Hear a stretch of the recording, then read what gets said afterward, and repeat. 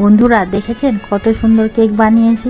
আজকের আপনাদের জন্য আবারও একটা নতুন ভিডিও নিয়ে এসেছি।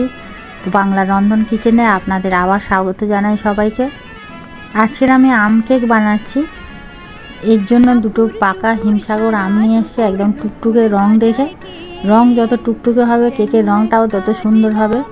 আমটা দুটো আম নিয়েছি, 600 গ্রামের মতো আম হয়েছে। এর থেকে আমি আমের পাল্প বের করে নেব গ্রাইন্ডারে করে।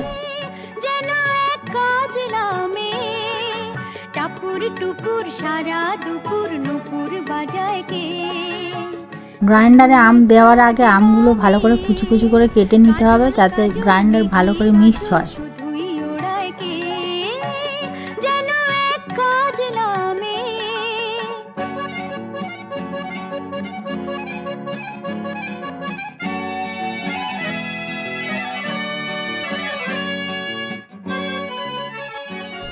এখন এই আমগুলো আমি গ্রাইন্ড করে নিচ্ছি, একটা স্মুথ পেস্ট তৈরি করে নিতে হবে।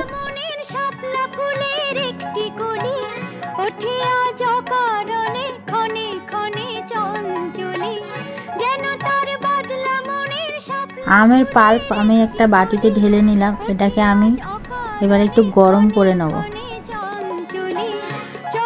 কড়াই সামান্য জল দিলাম, দিয়ে এতে 2 চামচ সুগার পাউডার দিলাম।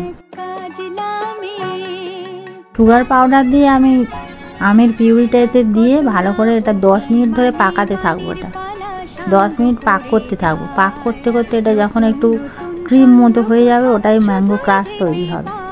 ওই ম্যাঙ্গো ক্রাশ দিয়েই আমি কেকটা বানাবো।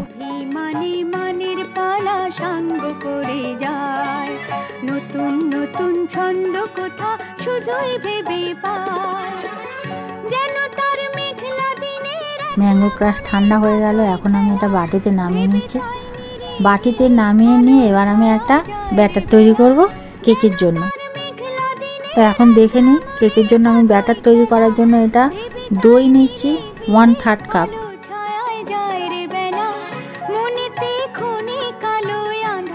সুগার পাউডার 1/2 কাপ, মেজারিং কাপের 1/2 কাপ আমি সুগার পাউডার নিলাম।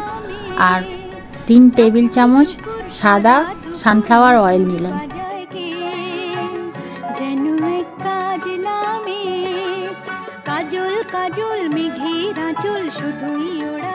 এবার দিয়ে দেবো 1 টিস্পুন ভ্যানিলা এসেন্স। এরপরে আমি হুইস্ক দিয়ে ভালো করে ফাটিয়ে নেব।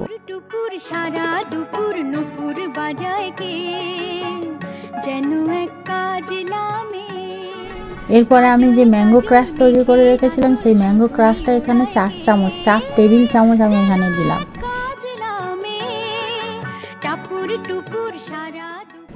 দিয়ে এটা আবারও ফাটিয়ে নেব।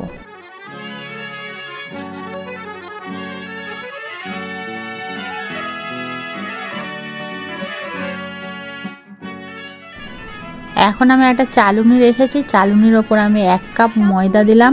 মেজারমেন্ট কাপের 1 কাপ ময়দা। এই কাপটার মাপ একদম সমানে সমানে হবে, একটু উঁচু নিচু হবে না। তারপরে 2 চামচ আমি পাউডার দুধ দিলাম, 1 টিস্পুন বেকিং পাউডার আর 1/2 টিস্পুন বেকিং সোডা আমি দিলাম। দিয়ে এবার চালুনির থেকে ভালো করে চেলে চেলে নিয়ে এবারে আমি এইগুলো ব্যাটারের মধ্যে দিয়ে ফেটে নেব। কাজল মেঘের আঁচল শুধুই ওড়ায় কে, যেন এক কাজ নামে।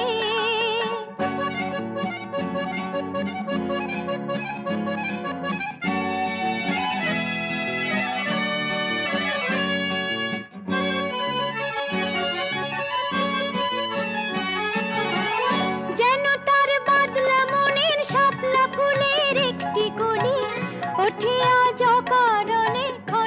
ওইগুলো দিয়ে আর একটু ভালো করে ফাটিয়ে নেবো 3-4 মিনিট ধরে।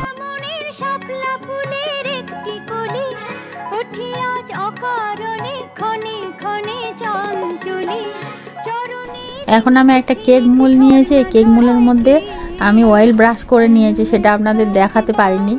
এই জন্য আমি এরপরে কিছুটা ময়দা ছড়িয়ে একটা গার্নিশ করে নিলাম। এখন কেক মোল্ডের ওপর ব্যাটার ঢেলে নিলাম। দেখুন ব্যাটারটা এরকম ফিতের মতো পড়তে থাকবে, খুব ঘন হবে না, আবার খুব পাতলাও হবে না। নতুন নতুন ছন্দ কোথা শুধু কেক মোল্ডের ওপরে আমি এবারে ব্যাটারটা ঢেলে দিলাম, দিয়ে খানিকটা ট্যাপ করে নিচ্ছি যাতে এর মধ্যে বাতাস বেরিয়ে যায়। আলো ছায়ায় যায় এইবার প্রেসার কুকারে বালি দিয়ে আমি প্রিহিট করে নিয়েছি। ওতে একটা স্ট্যান্ড বসিয়ে দিয়ে ভেবে তাই নিরে কেক মোল্ডটা ওর উপরে চাপিয়ে দেবো। যায় রে বেলা মনেতে ক্ষণে কালোয় আঁধার ভরায় কে যেন এক কাজ নামে টাপুর টুপুর সারা দুপুর নুপুর বাজায় কে প্রেসার কুকারে ঢাকনা দেওয়ার সময় প্রেসার কুকারের গার্ডার আর সিটিটা খুলে নিতে হবে, না হলে প্রেসার কুকারের কেকটা বেক হবে না, তার পরিবর্তে কেকটা একটা সিদ্ধ হয়ে যাবে। এইভাবে আমি কেকটা 40 থেকে 50 মিনিটের মধ্যে হতে দেবো।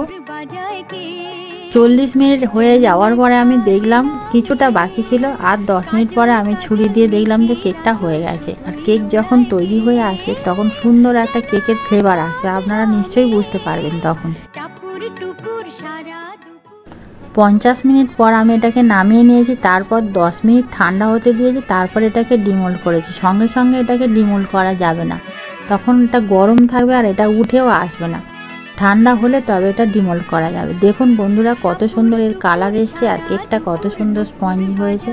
আমি কিন্তু এই কেকটাকে ফ্রস্টিং করে দেখাবো। এখন আমি এই ফ্রস্টিং করার জন্য কেকটাকে 3 ভাগে ভাগ করব, চাকতি চাকতি করে কাটবো। এটা সুতো দিয়ে কাটলে খুব স্মুথ কাটা হয়, আমি এখন সুতো মানে ঠিক মতো নিয়ে আসিনি, ওই জন্য চাকু দিয়ে এটাকে কেটে নিচ্ছি। যেন এক কাজ নামে কাজল কাজল মেঘের আঁচল শুধুই ওড়ায় কে যেন এক কাজ নামে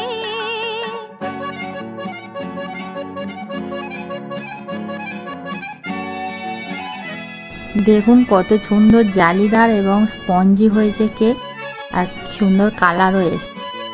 এবার 3টে লেয়ারে আমি কেকটা ভাগ করে নিয়েছি, তারপর এটাকে ফ্রস্টিং করে দেখাবো। এখন গরমকাল, ফ্রস্টিং করতে কতটা পারবো জানি না, তবু আপনাদের ফ্রস্টিং করে আমি দেখাচ্ছি।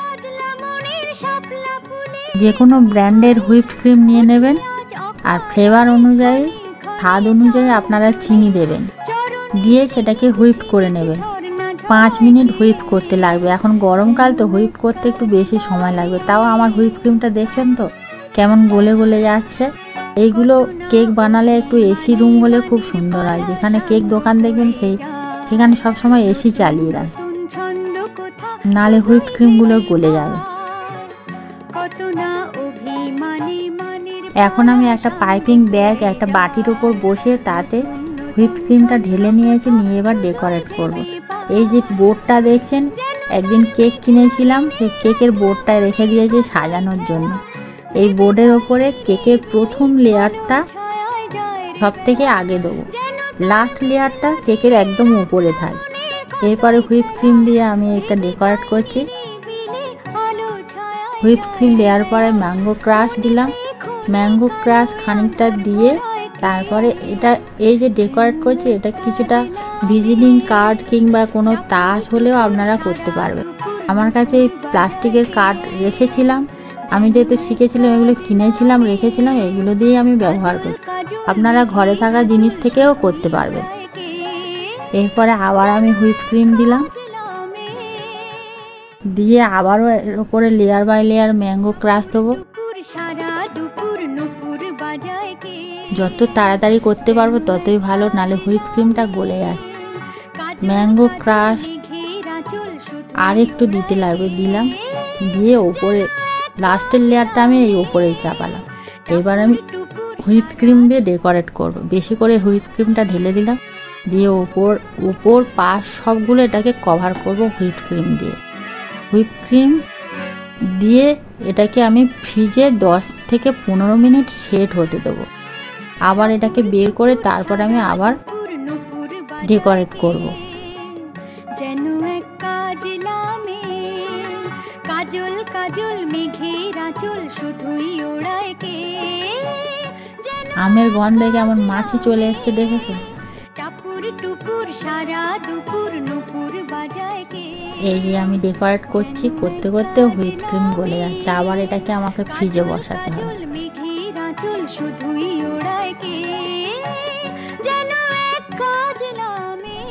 এখন আমি পাইপিং ব্যাগে যে হুইপ ক্রিম রেখেছিলাম সেইটা দিয়েই ডেকোরেট করছি। আমার কাছে কোনো নোজল নেই, নোজল থাকলে আরও সুন্দর সুন্দর ডেকোরেট করা যায়। আপনাদের কাছে নোজল না থাকলে এইভাবে হুইপ ক্রিমের পাইপটা হচ্ছে একটু কাঁচি দিয়ে কেটে নিজের পছন্দ মতো আপনারা ডেকোরেট করতে পারবেন।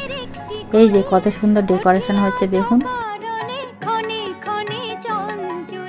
আর বেশি করব না, এখন গরমকাল তো হুইপ ক্রিম বেশি রাখা যাচ্ছে না।